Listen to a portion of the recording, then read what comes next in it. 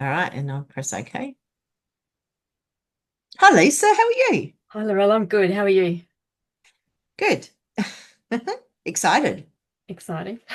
Thanks for coming on. I Mhm. thought now that a couple of weeks have passed since the plunge, I think Mhm. we thought we should The come very on. exciting plunge, It the was very it was challenging plunge. it was really good. And I thought Was. perhaps if we just came on, had a quick chat about what the experience was like, Yeah, sure. we could hopefully encourage some people to start thinking ahead now to sign up for next year. Mm, And it will give them plenty of time to come up with some fundraising ideas so that they're not trying to, get it all in the last couple of months. mm, I mm. thought we could talk about that. And then there's a Oh, couple more fundraising opportunities coming up for Puddle mm. Jumpers that I thought we could promote as well. Uh, Yeah, brilliant. but first of all, the plunge. And do you remember the weather that Friday, like the day Do I before? ever? So I work right next door at Department of Human Services. And so I thought, oh, people were like taking videos and sharing it, saying, people are on the roof and look what they're doing. And I'm like, yeah, that's me tomorrow. And I hadn't really shared it at work. And so I thought, oh, I'll go and have a look and see. And it was so cold and it was so windy that I'm like, I'm going to really need to rug up tomorrow. So I came looking like I don't want to be inappropriate, but an Eskimo, or, like that I lived in the Antarctic, or I was all rugged up.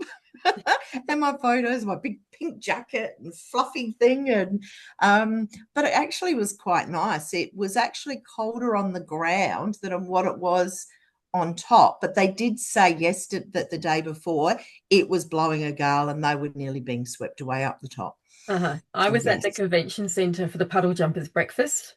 So we were Mm. we were looking out, the big glass windows, and the trees were just doubling over, and it was Oh, raining, blowing. There were a couple of others in the room were standing mm. there looking at the weather, just Wow. like feeling sick at the thought of Yeah. getting up on the building and then we were getting messages, of course, all your friends and everybody's so helpful, Mm. sending you tornado warnings on your phone, Yeah. going, oh, watch Didn't out get that. tomorrow.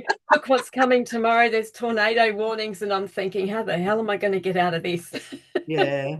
And the rain, I'm thinking, oh my goodness, how's it going to rain? They reckon it's going to be a rain pour and how are we going to do it? And Yeah, people were yes. abseiling on the Friday and they said they were just waiting for a break in the weather Mm, and then heading down. I just thought that was crazy. mm, But then on the Saturday, I know when it was my turn to go up on the roof, we had a mm, very few spots of rain. And when we mm, got to the roof, there was no mm. wind at all. Yeah, It there was wasn't much. calm. No. Yeah, no, none at all. So totally Mm, different, I think, to what we were all expecting. mm, And I know on the Friday night, I stayed at a friend's house the night before, and I was sitting there thinking, well, oh well, I guess tomorrow's the day. For mm, the few months before that, every time I thought of that building, my legs would turn to jelly. Even if I walked past it, if I was in the city, um, I saw a picture of it, my knees went to jelly. But mm, then on the Saturday morning when I woke up, we just kind of got dressed, head off, and yeah, I actually felt okay. mm, And then going through step by step, it was like 1 minute we're all there and we're sort of shaking the money tin, still raising a few dollars, and next minute you're called up to sit on the chair. Before you know it, you're off doing like an orientation inside the Hyatt, watching a mm. video. That's interesting. Yeah, It that's made you more scared. The video, like I'm thinking I'm okay about this. And then the video was like, now you think you're okay. But when you actually go up there, like your brain is in a different space. And I do remember them saying that. I'm like, now I'm actually scared. I wasn't scared before the orientation. yeah. And then of course all the harnesses on. Then you went up to the roof and I found them, they were just so good, but that so calm and professional. There was none of this warning about you're going to be okay, don't look down or don't look out. There was none of that sort of stuff. They were continually checking us for safety, weren't they? Continually checking the clips, the ropes. They Um, were. They were. yeah. Although I must admit, I had a bit of a different experience when I stepped over. So, the day before, when I was sitting in talking, the Intercontinental, sitting talking to the people that were doing it, I said, I'm just scared that I'm going to let go of the rope. She goes, oh no, you don't have to hold on to the rope. And I said, well, isn't that how you get down? I said, no, they can do it for you if you want to. And I'm like, I said it in my mind that that's what I was going to do. So when I went up there, I said, oh, I'm not letting myself down. You guys can do that. No, you need to do it. And I said, no, I've been told I don't need to do it. This continued until I'm standing on the edge of the ledge. And I told the guy, and he goes, no, you're going to do it. I said, no, I'm not. You're doing it. And I'm having an argument with him while I'm just about to put my life in his hands and step over. And I locked eyes with him, still arguing. And I said, no, I'm not. No. So, yeah, the argument before I just made that final step was quite funny. But I knew that he wouldn't do anything because I was arguing with him, because at the end of the day, it's about safety. Yeah. And, yeah, they are very professional, very safe. And he probably thought it was a little bit funny. But I said, next year I'll do it. Next year I'll get a whole team and I'll rope a whole heap of people in and we'll do it, and we'll start fundraising early, because I've got lots of ideas. Because I joined, I think I had 4 weeks to fundraise. Yeah. 3 or 4 weeks. It wasn't much. Yeah. But I made I made like 500 more than what I thought I would. So that's so good. Well, what we as a total, we raised just over $112,000. That's pretty good. It's wonderful. Yeah. And it was my goal at first to sort of get to about $1,000 and make sure I ticked that off. Then it was 2.5, and I thought, wow. yeah, and I thought, well, it's $6,000 for a whole camp, so I'm gonna aim to cover a whole camp. And wow. I've got on my background there. I think I got just over 4,500. Wow, that's incredible. Yeah, so looking at the top, there's 3 of us, myself, Shona, and Marcus, each over $4,000. That's 2 camps between That's 3 of amazing. us. So that's so good, knowing that there are 2 camps for kids heading off and fully covered, let alone the other 100,000 that they raised. So and the camps are amazing. So I've been to 2. That I was a cook at one for the whole entire thing down at Blue Hot Springs, and then the other one down Marion Way anyway. And just being a mentor to one of the kids, I think she was 10, and it was the most amazing experience. She kept, calling me to attention and all that, but, it just, what we input into those kids' lives. And I said, she was going on another camp after, and I said, oh, obviously I'm going to ask, which one's better? She goes, oh, this, you get so much free stuff. And I think that, and all the things we do, and it's just the generosity of Puddle Jumpers that makes these stand out and so special and memorable in the lives of kids that, aren't living with their parents or biological parents. And yeah, it brought me to tears when I was doing the wrap up before I left. Yeah, the difference it the makes. volunteers are amazing. Like just starting. Yes, we are. Yeah, like just starting. No, they all are. It's incredible. With Mel to Bailey, like the entire team, the leadership, and regardless of which hub you go to, whether you go into High Marsh there or out here at Salisbury North, all the people are amazing, and you can just see how everybody's accepted, everybody's an equal. There's no shame or anything. It's just accepted that everybody's helping out each other. And the different things that they do is amazing. Like just the shower block, bringing in that shower block for people, and washing machines and dryers. How incredible is that for people that otherwise may not get a shower or may not be able to wash maybe they've only got a couple of outfits of clothes. So to be able to go and wash their clothes and get a hot meal, let alone all the other things Puddle Jumpers do. It's just amazing. Yeah. Well, they did, when I was volunteering at the Salisbury one, they had a hairdresser come.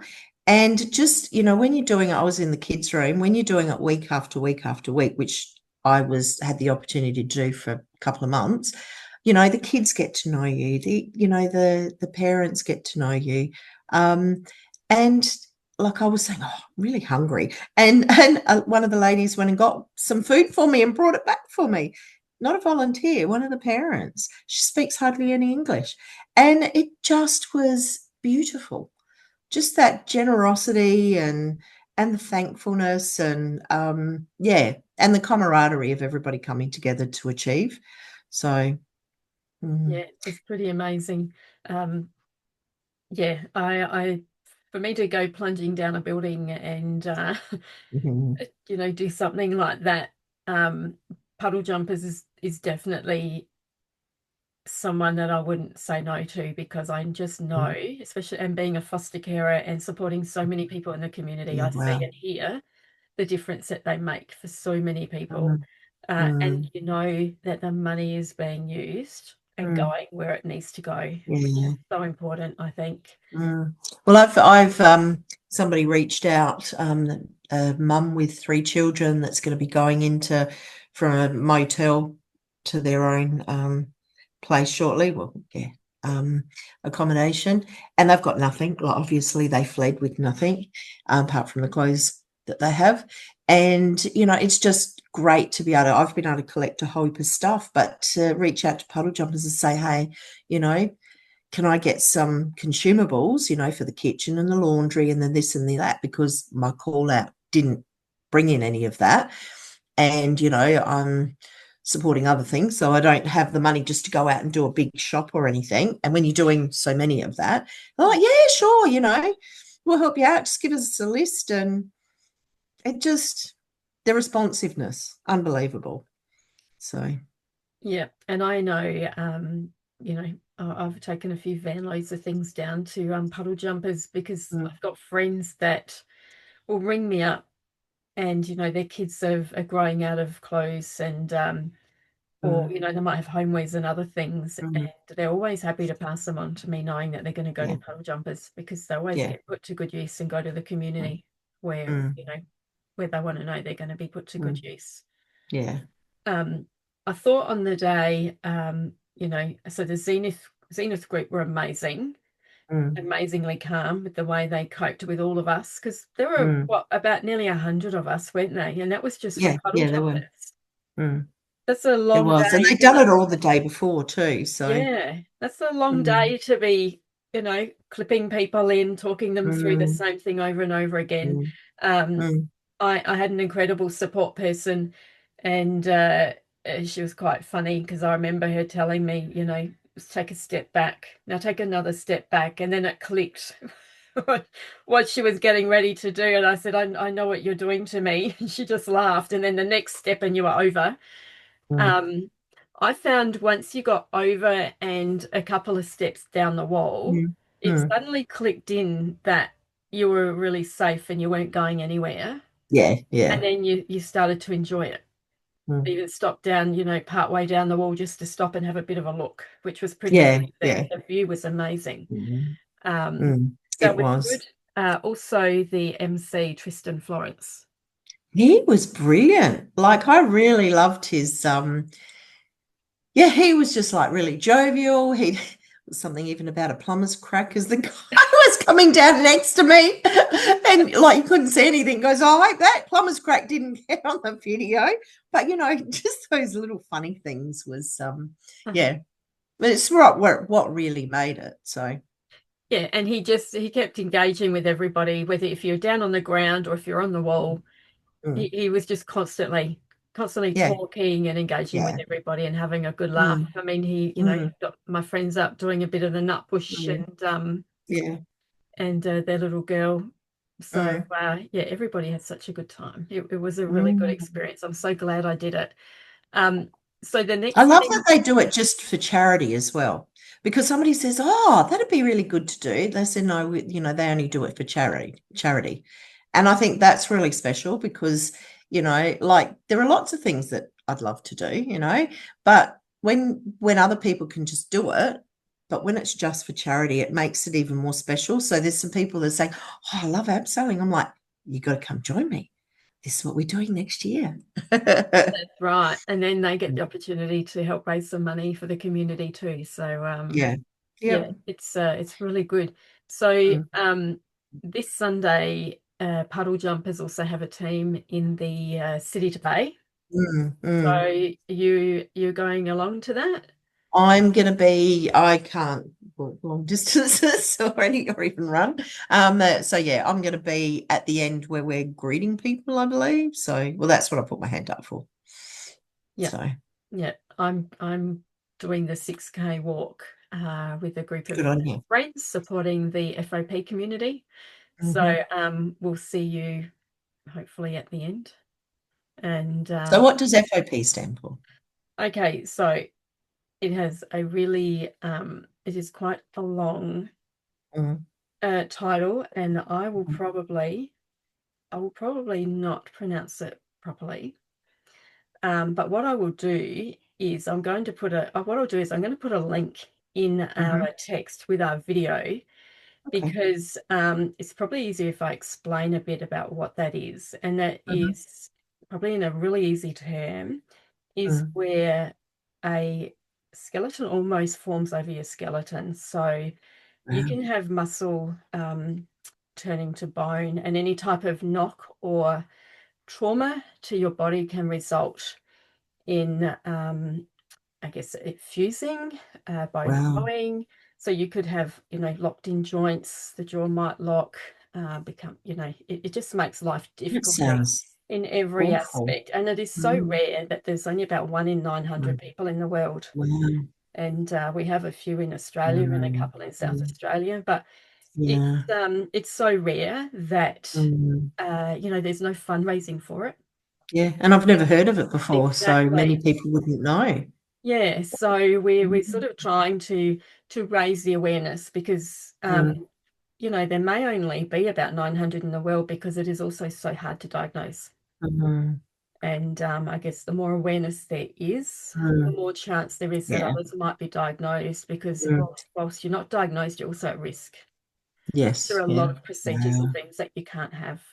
Uh, Mm, so mm. Good we've on got a you. team doing that on Sunday. So we will look out for Puddle Jumpers and look out for you at the end.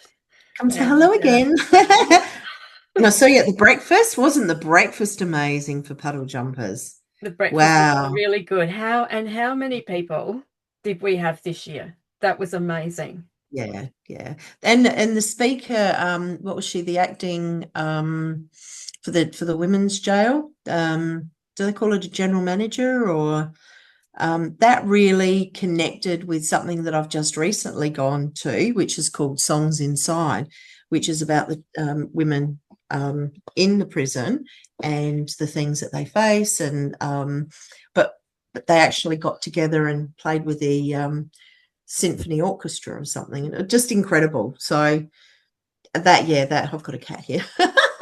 That was really connecting with that as well. Just make up. You say Beautiful. hello. Mine's not in here, otherwise he'd be sitting on my computer right in front of Yeah, me. that's what she was trying to do. Uh, no, the breakfast was great. Mm, Yeah, I was just blown away. I remember last mm, year we were talking about it, saying, that's all right, it'll double for this year. mm, And yeah, the numbers were incredible. mm. Uh, Hopefully next year it's even bigger. Mm. And Well, next year I hope to be able to get through some of the barriers that I had this year in trying to get a table together. So I did get a table together, but not everybody that I wanted to invite was I able to. But next year, hopefully, yeah. Hmm. because I work right next door. That's why like you were saying about every time you thought about the Intercontinental and plunging, I walked past it every single morning and night. So from Uh-huh. the train station. So yeah, it was easy to do videos on site, but yeah, as the closer that it got, it was like, Mm. now it's done, and we're on to the next thing. Well, and then it'll be the next, because on the 26th of September, you're jumping for Puddle Jumpers skydiving. I am 57 and I've never jumped out of a plane before. Yeah, it's going to be interesting. I've been asking lots of people. You get varying reports about what people feel about it. But the one that I'm holding on to that I love the most come from one of the managers at my work. And she said, oh, I said, don't you feel like you're like this for the entire time? And she said, when you first jump out, but when that parachute goes up, you could sit there and have a cup of tea. So, and it's just so serene. So don't tell me differently, please. Well, I hope that's what it's like for you. I just hate the thought of that, the falling. I don't know what it feels like once the parachute's up, and maybe it's a bit more relaxed, but that just that fall, I think is, I don't know. I don't know if I can do it. Well, it'll be very interesting to see if it's like you know how you have those falling dreams, those continual falling dreams over the years. Yeah, it'll be very interesting to see if it is the same feeling. So no, I think again it will be that step that's going to be the hardest. So Well, and someone said to me that once you're up there and you're strapped to somebody anyway, that pretty much you're strapped in, ready to go. It's too late, and they're just going to step out with you. Is that right? yeah, push you out. I don't know. They're just like, off we go, and they're going to take a leap, and you go with them, I suppose. Yeah, yeah. Yeah, it'll be interesting. So no, I've wanted to skydive since I was like 22. So it really, this one is really on the bucket list for me. So So far, I've and dodged it. So far, I've dodged it, and I think my friend's husband's going to do it. So yeah, we will. I think we're going to head down to it's Langhorne Creek, yes. the drop zone, Skilton Road. So Mm. I'm hoping to be sitting there with some cheese and crackers and a bottle of wine waiting for you all. We can watch you all. I'll have to bring the cheese, won't I? My husband works at Utter Delights Cheese Factory. So Oh, beautiful. Uh-huh. might have to rope him in saying, hey, I'm gonna need to have something when I get on the ground. This is your part of it. Yep. But What does he think about you skydiving?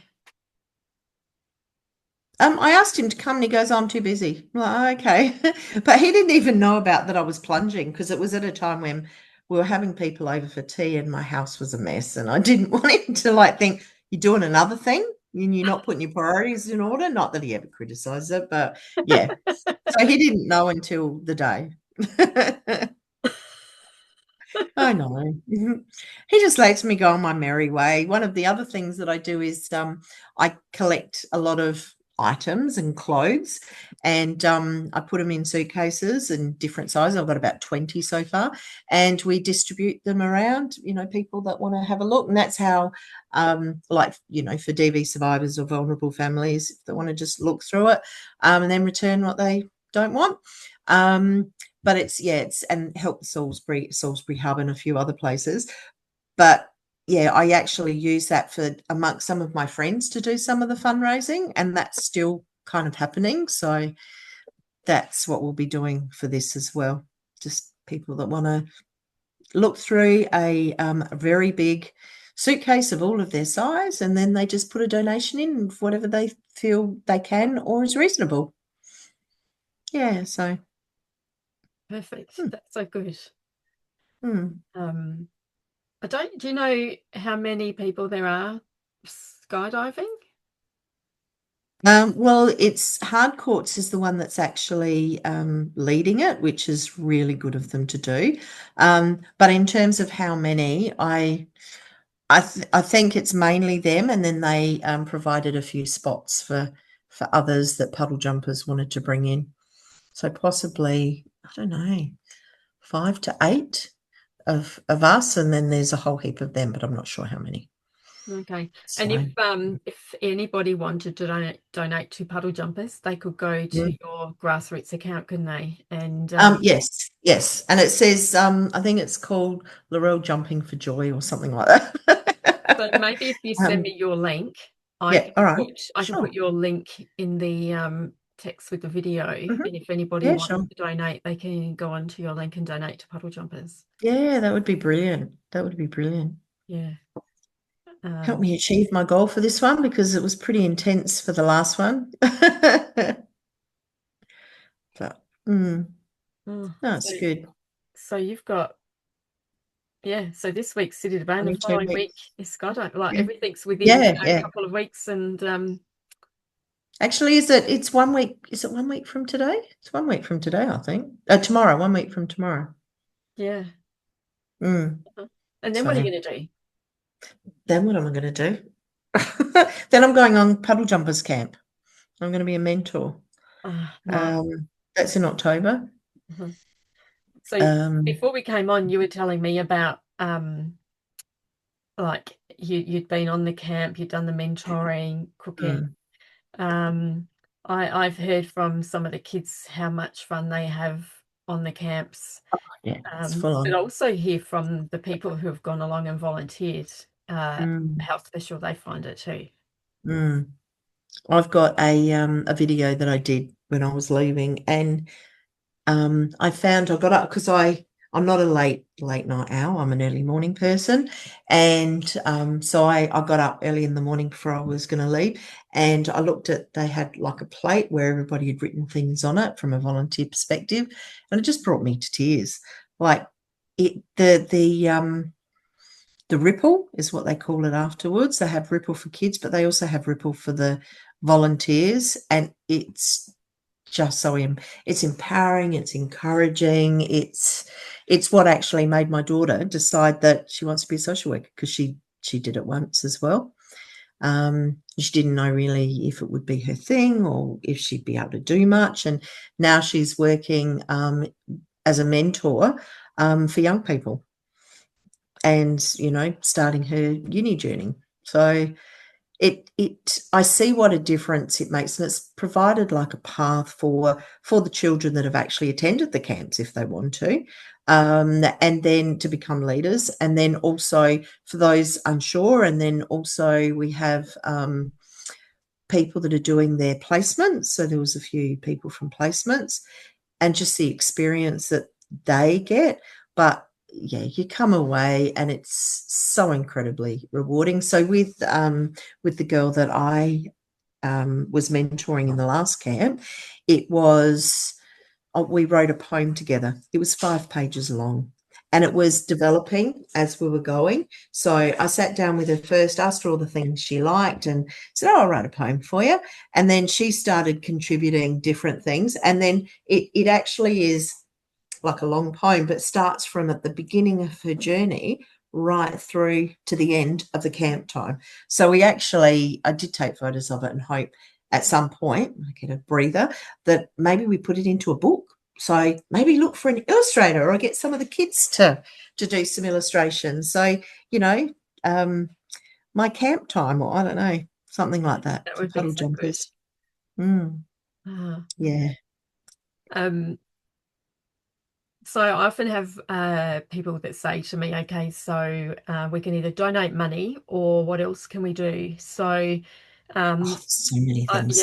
I talk to them. I tell them that there's the camps, there's cooking, mentoring, that they forever need drivers for the shower trucks, or for picking things up from the markets, to volunteering at the hubs. And they accept any, or a little bit or a lot. Like if you can say you can only do it once every couple of months, great, it'll be brilliant.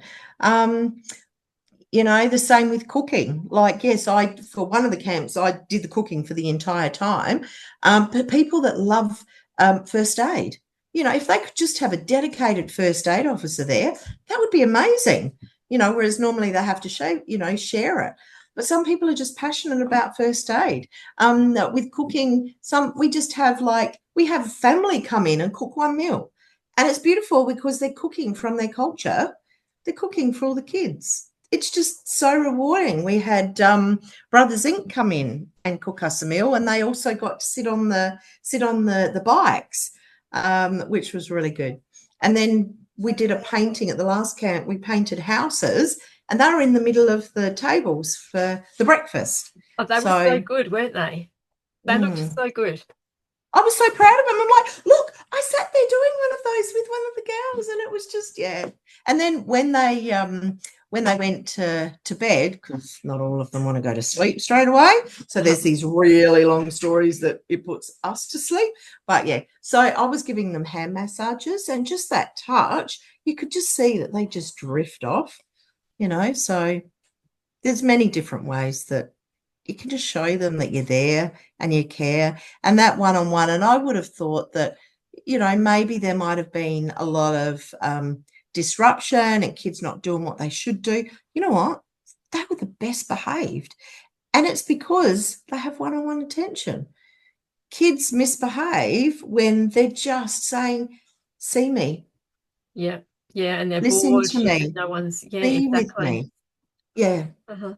So even if people had a business or they had something they really enjoyed doing, Mm. um, they could just donate some time giving their service, couldn't they? Whether it's hairdressing or whether it's going painting kids' fingernails, like you said, hand massage.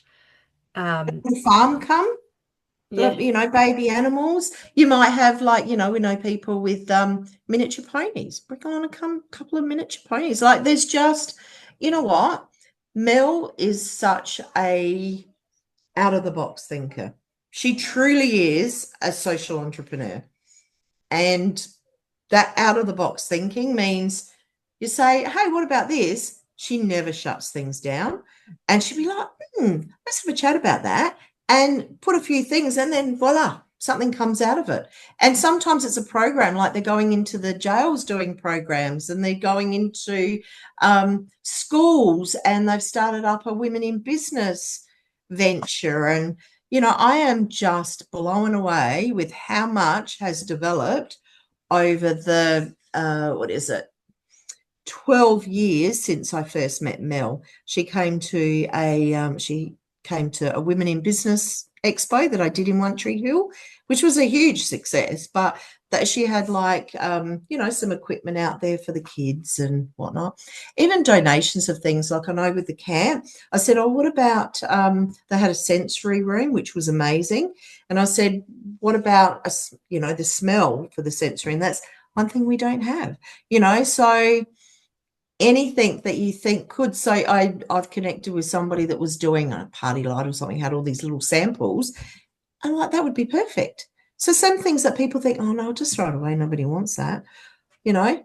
You just never know. yeah, Or any fundraisers, anything that, you know, little businesses might say, hey, I'm going to do a movie night and sell my jewelry, and, you know, come along, fundraiser for Puddle Jumpers. You know, there are lots of different groups doing Puddle Jumpers. We'll do a sleep out, we'll do a pamper day, we'll do, you know, you can do anything. So anything that people are passionate about. and it doesn't just raise money, does it? It actually brings people together. It's that whole social aspect and sense of community, people meeting people. Mm. Um, so it's not even just the money side of things. It's that No, no. connection it provides to everybody. Mm. And It's a family. It's a family, but a very large family in lots of different pockets. yeah, So, yeah. And you don't have to have a lot of money to be part of it. You don't have to have any money to be part of it no, because you can no. offer your services in so many different Mhm. ways. Yeah. Um, and I've been fortunate enough to go to a couple of Mel's CE and founder, the women's Mm. like Oh, that's what event the women in gathering. business. Yeah, yeah. Yep, that That's was really good.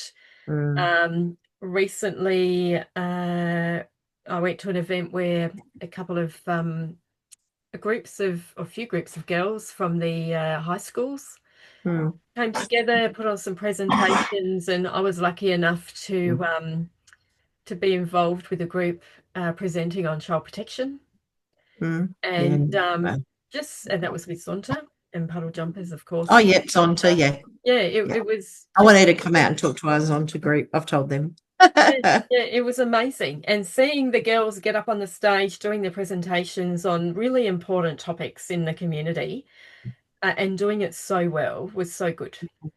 Mm, So yeah, Mel's amazing, and as is mm, Bailey and the whole team.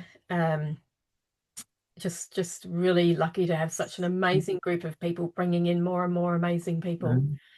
And the Um, word will spread, and it just goes to show how much it's needed. With all of these different things, but with the camps, is that they've got a waiting list, you know.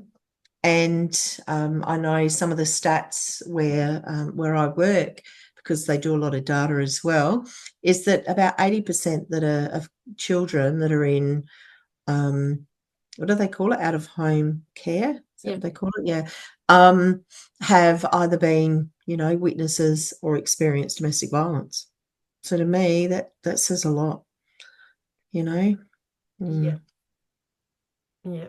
No, it's sad, and I think just showing them and other kids that have entered care, from some other Mm. really terrible Mm. experiences, Mm.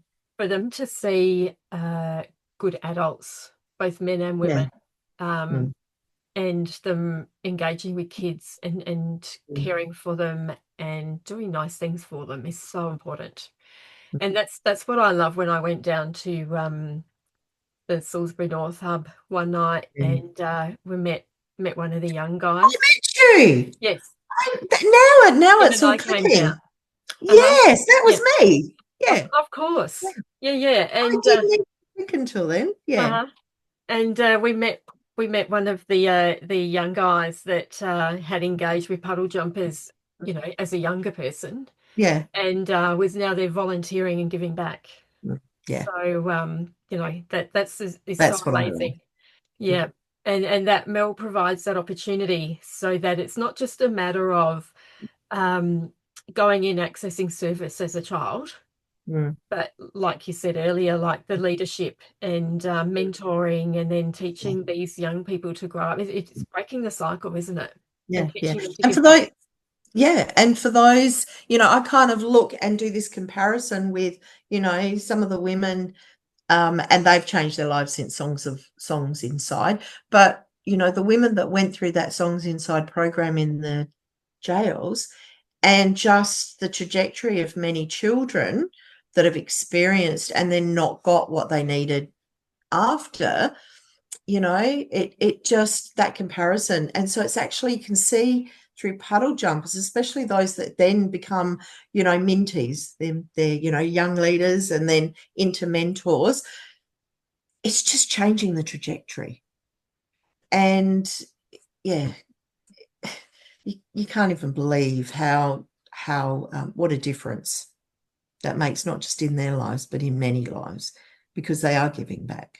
Yeah. And I know that I remember in one of the ripples that with the first camp that we did, I remember one of them that had been through out of home care and had a lot of issues during that time, said, wow, if I had just looked at my daughter Tori and said, if I had have had a worker like you, I would have loved it.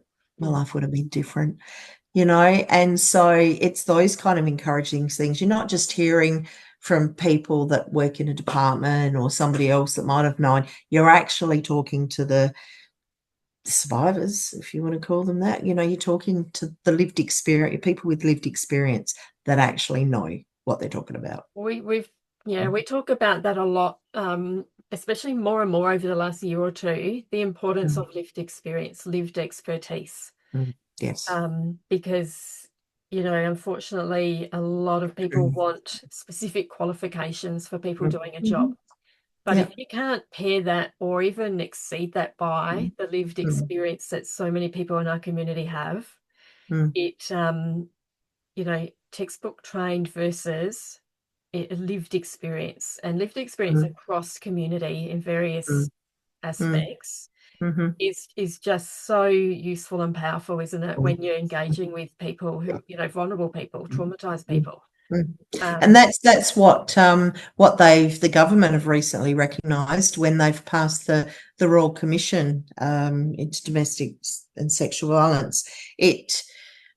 They've recognised the importance of lived experience and some of the programs that are in our department in that area, and the importance of actually broadening it out.